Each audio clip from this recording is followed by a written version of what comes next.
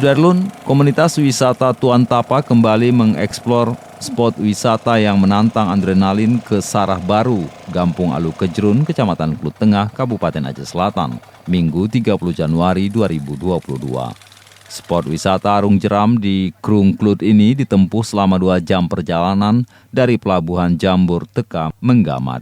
Muksin selaku Ketua Umum Komunitas Wisata Tuan Tapa kepada Serambion TV mengatakan Arung Jeram di Gampung Alu Kejrun ini akan menjadi spot andalan bagi penikmat wisata menantang yang berkunjung ke Aceh Selatan.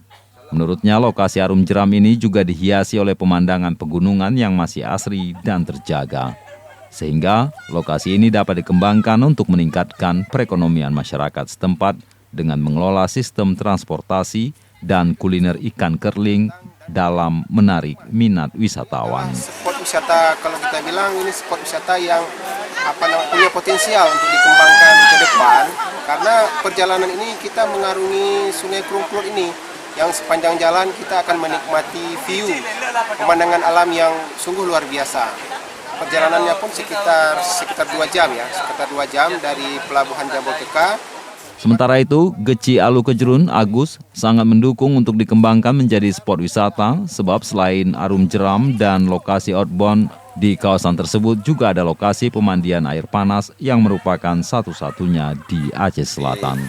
Saudara-saudara dari komunitas Tuan Tapa untuk sebagai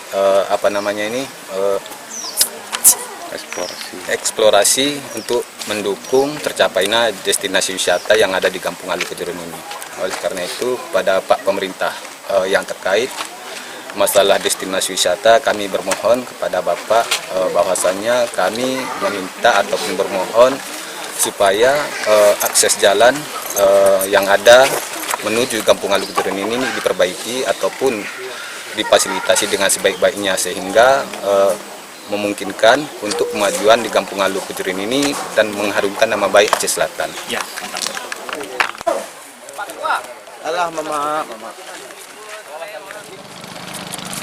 Dari Tapak Tuan Taufik Zas, Serambion TV. Yang mana?